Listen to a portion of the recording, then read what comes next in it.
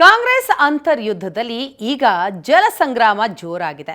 DCM DKShi ಕನಸಿನ ಯೋಜನೆಗಳಿಗೆ ಸಿದ್ದರಾಮಯ್ಯ ಬಣದ ಸಚಿವರು ಅಡ್ಡಗಾಲು ಹಾಕ್ತಾ ಇದ್ದಾರೆ. ಹಿಡಕಲ್ ಡ್ಯಾಂ ಜಟಾಪಟಿಯ ಬಳಿಕ ಹೇಮಾವತಿ ಕೆನಾಲ್ ಕಾದಾಟದ ಕಿಡಿ ಹೊತ್ತಿಸಿದೆ. ದೊಡ್ಡವರಿದ್ದಾರೆ,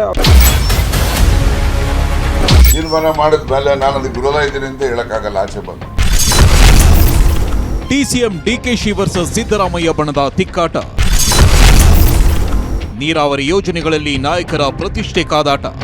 ಕಾಂಗ್ರೆಸ್ ಪಾಳೆಯದಲ್ಲಿ ಸಿಎಂ ಸಿದ್ದರಾಮಯ್ಯ ಹಾಗೂ ಡಿಕೆ ಶಿವಕುಮಾರ್ ಬಣದ ನಡುವೆ ನೇರ ಸಮರ ನಡೀತಾ ಇದೆ. ದಿನ ಬೆಳಗಾದ್ರೆ ಉಭಯ ಬಣಗಳ ನಾಯಕರು ಎದುರೇಟು ನೀಡುತ್ತಿದ್ದಾರೆ. ಸದ್ಯ ಈ ರಾಜಕೀಯ ಪೈಪೋಟಿ ತಾರಕಕ್ಕೇರಿದ್ದು ಅಧಿಕಾರಕ್ಕಾಗಿ ನಡೀತಾ ಇರುವ ಗುದ್ದಾಟ ಬೇರೆಯದ್ದೇ ಸ್ವರೂಪ ಪಡೆದುಕೊಳ್ತಾ ಇದೆ. ಡಿಸಿಎಂ ಡಿಕೆ ಶಿವಕುಮಾರ್ ಮಹತ್ವಾಕಾಂಕ್ಷಿ ನೀರಾವರಿ ಯೋಜನೆಗಳನ್ನೇ ಸಿದ್ದು ಬಣದ ಸಚಿವರು ಟಾರ್ಗೆಟ್ ಮಾಡ್ತಿದ್ದಾರೆ.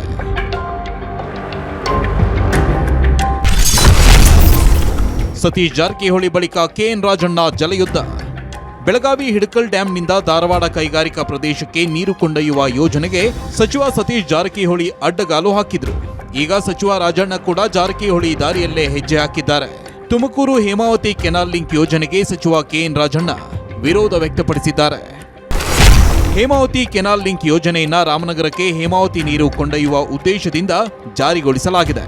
ಸುಮಾರು 1,000 ಕೋಟಿ ವೆಚ್ಚದ ಕಾಮಗಾರಿ ಯೋಜನೆ ಇದಾಗಿದೆ. ಆದರೆ ತುಮಕೂರು ರೈತರು ಈ ಯೋಜನೆ ವಿರೋಧಿಸಿ 1.5 ವರ್ಷದಿಂದ ಹೋರಾಟ ನಡೆಸಿದ್ದಾರೆ. ಇಷ್ಟು ದಿನ ಹೋರಾಟ ನಡೀತಾ ಇದ್ರು ರಾಜಣ್ಣ ಸುಮ್ಮನಿದ್ರು.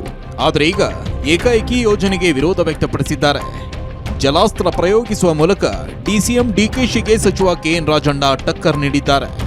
ವೆಹಿಮೆಂಟ್ ಆಗಿ ಆ ಕೆನಾಲ್ನಿಂದ ನಮ್ಮ ಜಿಲ್ಲೆಗೆ ಏನು ತೊಂದರೆ ಆಗ್ತದೆ, ಯಾವ ರೀತಿ ಆಗ್ತದೆ, ಅದರ ಅವಶ್ಯಕತೆ ಇದೆಯೋ ಇಲ್ವೋ ಅದ್ರ ಬಗ್ಗೆನೂ ಕೂಡ ಹೇಮಾವತಿ ಕೆನಾಲ್ ಲಿಂಕ್ಗೆ ರಾಜಣ್ಣ ವಿರೋಧದ ಬಗ್ಗೆ ಪ್ರತಿಕ್ರಿಯಿಸಿರೋ ಕುಣಿಗಲ್ ಶಾಸಕ ರಂಗನಾಥ್, ಸರ್ಕಾರದ ಅನುದಾನಗಳನ್ನ ಜನರ ಸೇವೆಗೆ ಬಳಸಬೇಕಿದೆ, ಬೇರೆ ವಿಚಾರಗಳ ಬಗ್ಗೆ ಮಾತನಾಡುವುದು ಸೂಕ್ತವಲ್ಲ ಎಂದು ತಿರುಗೇಟು ನೀಡಿದರು.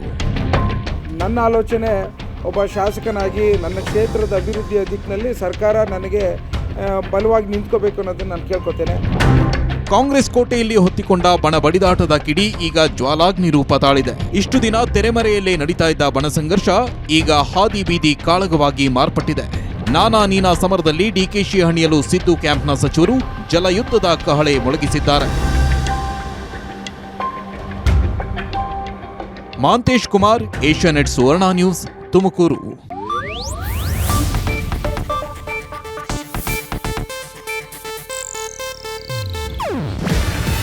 ಇದು ಏಷ್ಯಾನೆಟ್ ನ್ಯೂಸ್ ನೆಟ್ವರ್ಕ್ ಪ್ರಸ್ತುತಿ. ನೀವು ನೋಡ್ತಿದ್ದೀರಾ ಏಷ್ಯಾನೆಟ್ ಸುವರ್ಣ ನ್ಯೂಸ್.